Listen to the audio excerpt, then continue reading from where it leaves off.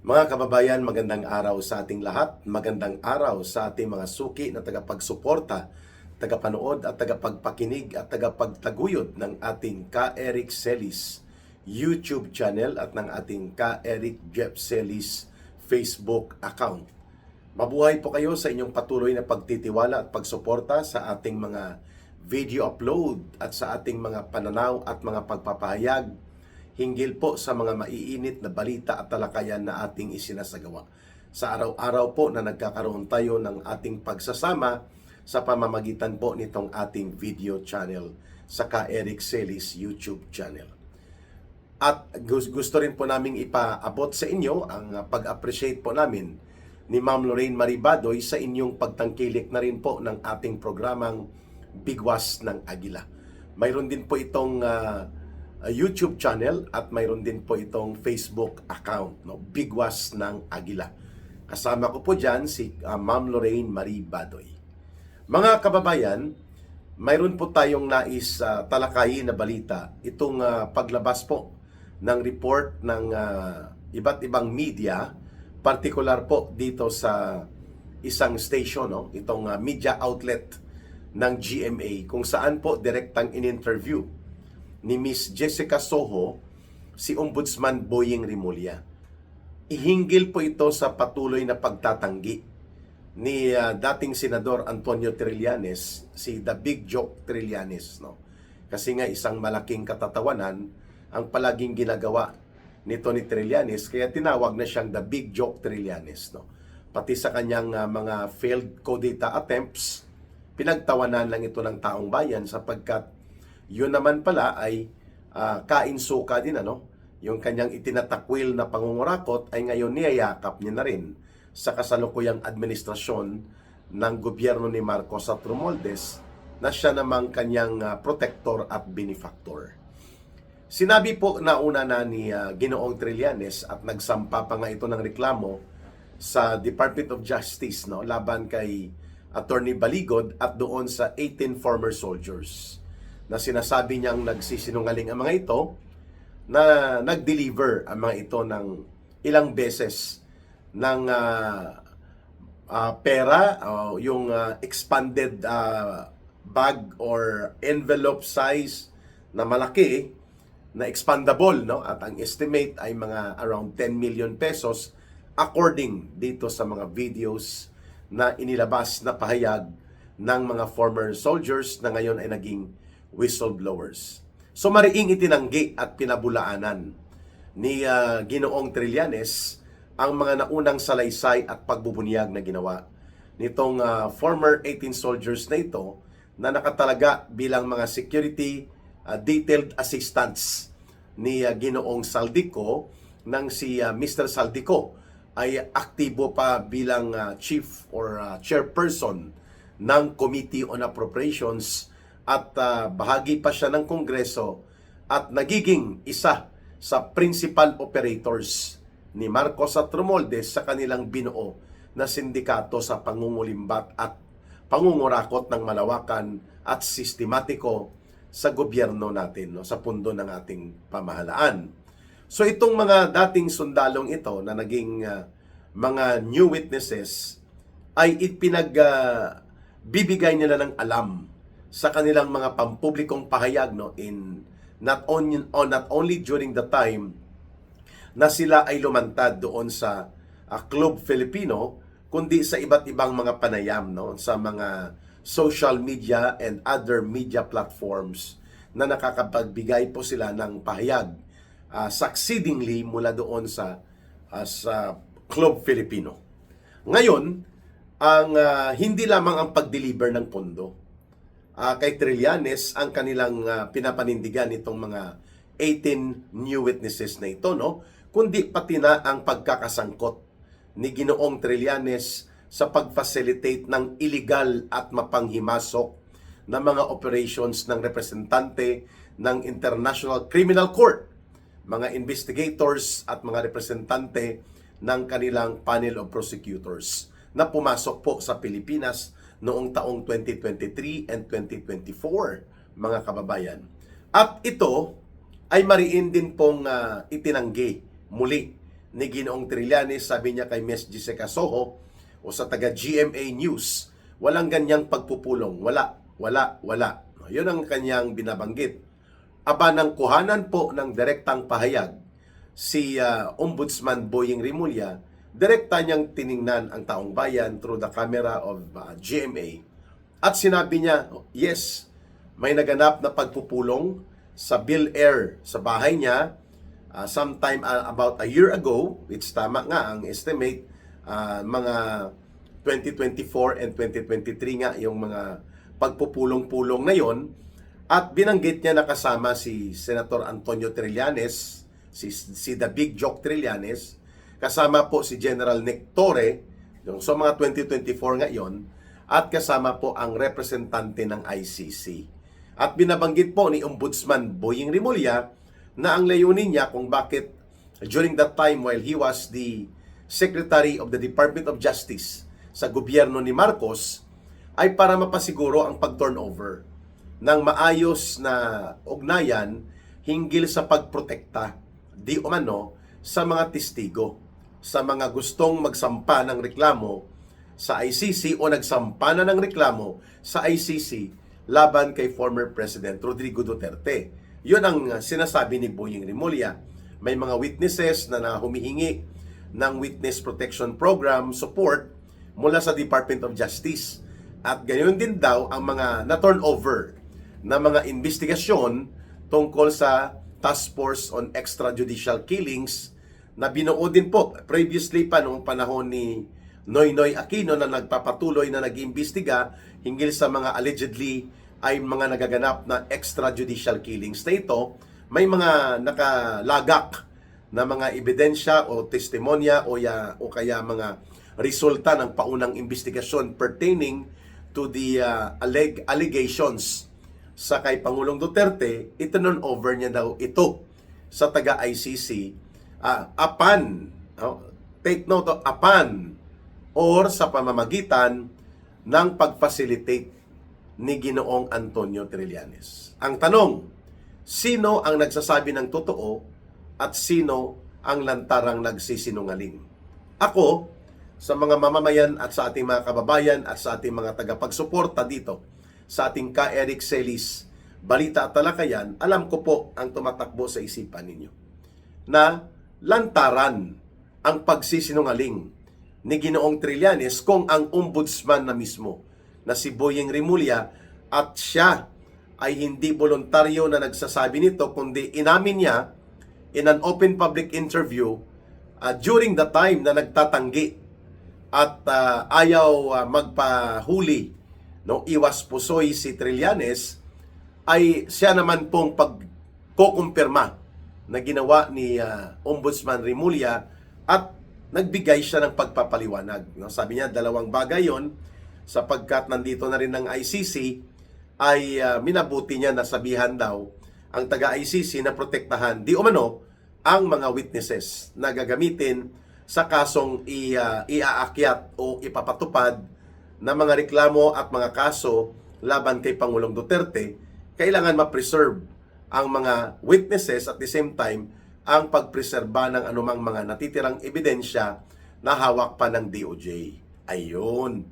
So, by circumstances, it will always be logical to look at the purpose kung bakit ginawa ni Boying Rimulya yun. Ang sabi niya, siya na mismo nagpaliwanag. Ano pa ang dahilan na ipagtatanggi ko yan? Nangyari na nga ang pagkuha kay former President Duterte. At inaamin niya nandun si Nicolas Torre, nandun si Trillanes at ang mga taga-ICC na mga representante. At si Trillanes ang itinuturo ni Ombudsman Boying Rimulya na facilitator o siyang nagbibitbit, nagdadala at nagbibigay ng linya kung paano mga galawan ng ICC. Sa ganitong pag-amin at pagpapatotoo ni Ombudsman Boying Rimulya sa naunang salaysay at mga pahayag na ginawa ng former 18 soldiers na ito, na ngayon ay mga whistleblowers na, mga witnesses, ibig sabihin po, Ombudsman Boying Rimulya validated. Pinatutuhanan din niya at kinukumpirma indirectly na tama at mayroong tugma sa katotohanan sa mga naging salaysay at pahayag nitong mga new witnesses na mga dating detailed security staff kay Saldico hinggil sa pagdi-deliver ng mga pondo. Pagbibigay ng amount reaching to an estimated $2 million or around 120 million pesos as operational support sa illegal at mapanghimasok na mga pailalim na diskarte ng ICC na pinapasok ni Marcos at nila Romualdez upang i-operate si Pangulong Duterte at hanggang sa mapadukot siya, makidnap, illegal na mapatapon sa abroad, sa Europe, at illegal na maipakulong nila ngayon dyan sa may ICC detention facility sa The Hague, Netherlands. So, the validation of the statements issued by these 18 new witnesses came no less than from Ombudsman Boying Rimulya nang binanggit niya ang naturang mga pagpupulong at ang naturang pag-iral ng mga sirkumstansya na tumutugma at dumudugtong sa salaysay nitong 18 new witnesses, while ang patuloy na pagtatanggi at pagsisinungaling at pagpapalusot ni Ginoong The Big Joke Trillanes ay nagpapakita naman na talagang guilty siya. Kung titingnan natin ang sirkumstansya ng mga pangyayari, anong purpose ni Boying Rimulya na ilalaglag niya si Sonny Trillanes, kaalyado nila ito. Manok at bata-bata ito ni Bongbong Marcos Jr. at ni Romualdez sa kanilang mga operations sa pagpapalusot at mapanghimasok na pangingialam ng ICC. Si Trillanes ang nagsisilbing de facto ambassador. Pag sinabi pong de facto ambassador, parang ambassador, pero hindi naman ambassador. Yun pong ibig sabihin ng de facto. No? Hindi impacto, ha? Iba po yung impacto. De facto. D-E, tapos space, facto. F-A-C-T-O. De facto, meaning to say, informal, by virtue of acceptance of the situation, siya po ay kinikilala parang informal na consultant, at the same time operator, na kunwari ay special ambassador di umano ni Marcos at ni Romualdez papunta sa ICC. Bakit Marcos at Romualdez? Kasi itong dalawang itong magpinsan, sila po ang pasimuno sa pagpupundo.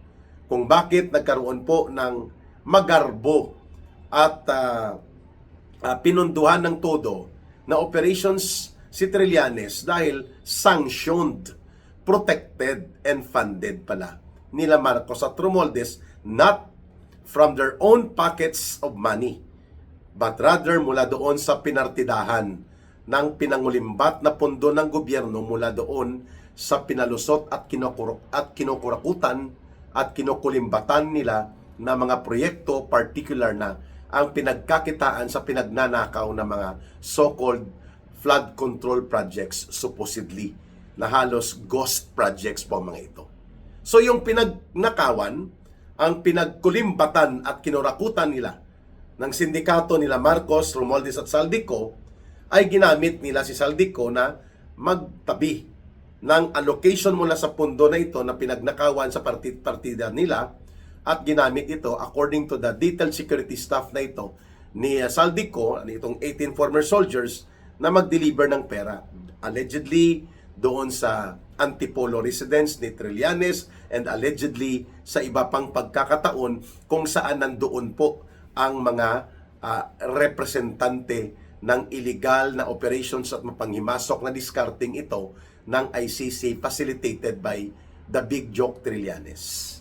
So, ang sirkumstansya at ang mga pagdudugtong ng pangyayari hinggil sa pagtutugma ng confirmatory declaration na ito na ginawa ni Ginoong Boying Rimulya, who is now the Ombudsman of Marcos, before siya pa ang Department of Justice Secretary, ay mas hinihulog niya si Trillanes, at rather, wala naman siyang pakinabang dito sa 18 former soldiers na ito, pero sabi niya, he just wants, no? According to Boying Rimulya, he just wants to have a fair and straightforward na pag-amin na naganap ang mga pangyayaring ito ng pagpupulong sa ICC representatives na ito kasama si General Nick Torre, si Diwata Torre, at sila Trillanes, at siguro may iba pang mga kasama doon, hindi na lang binanggit ni Boying Rimulya, pero wala siyang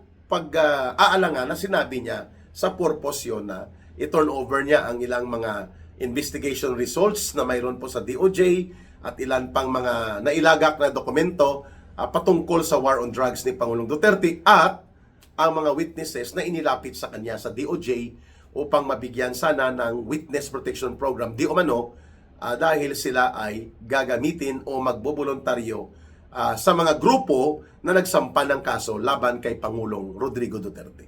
O ano ka ngayon, Trillanes? Di tiwangwang ka, no?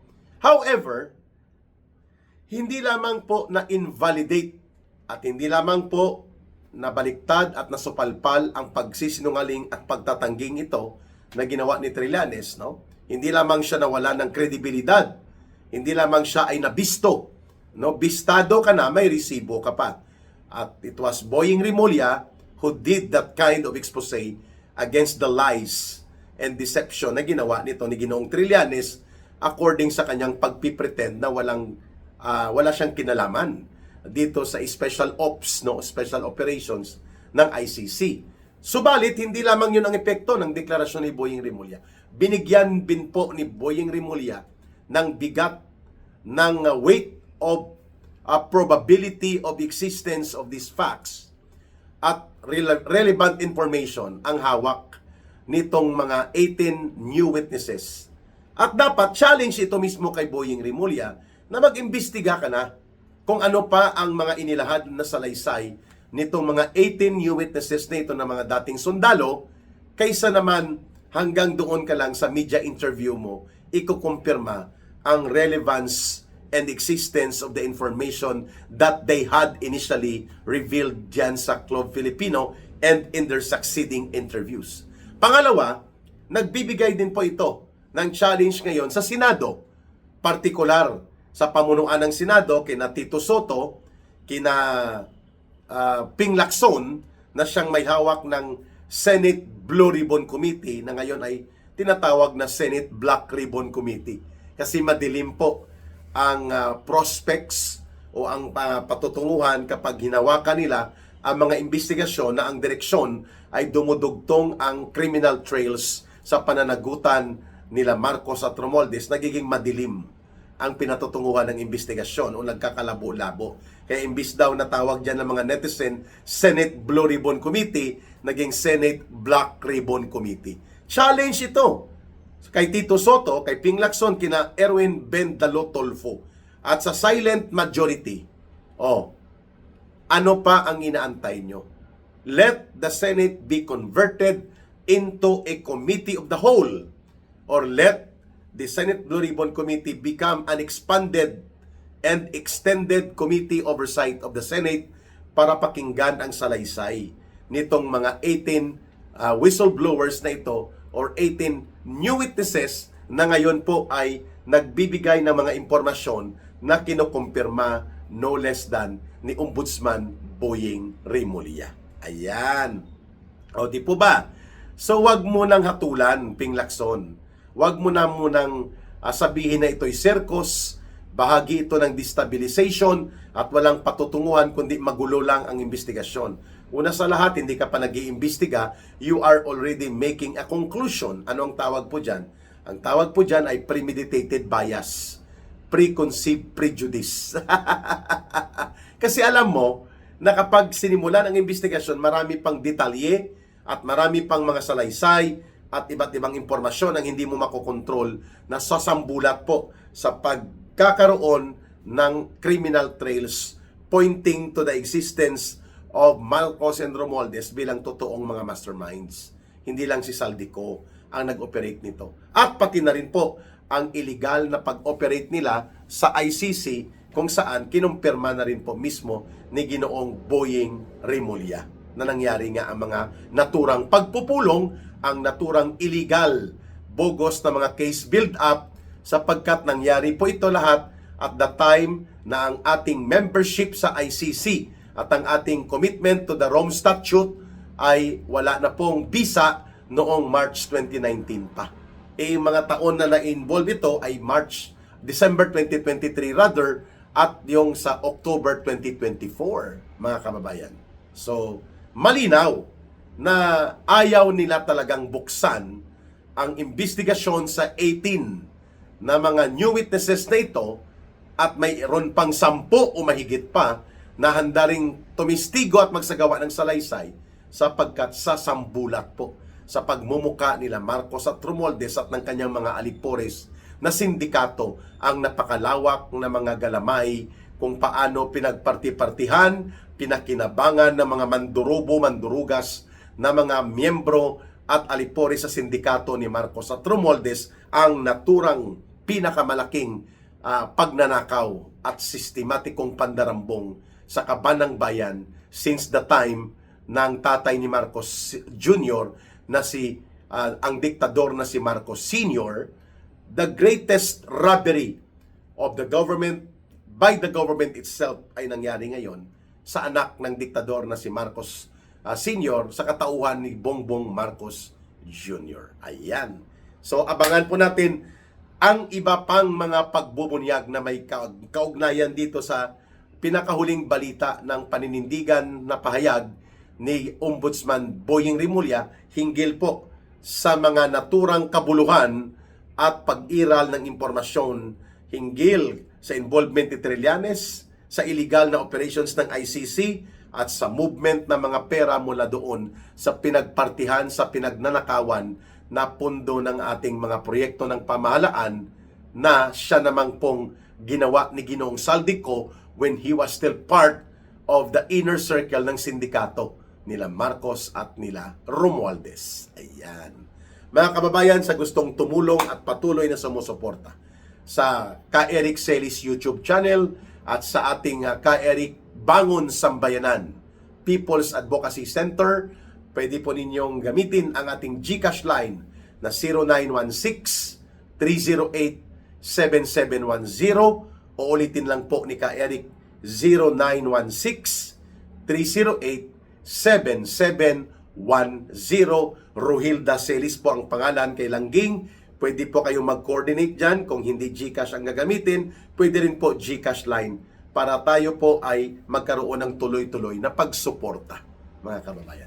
Maraming salamat sa inyong pagsubaybay, pagtangkilik, pag-promote, pag-share at pag-like ng ating videos at ng ating mga channel subscribers at ng ating mga viewers.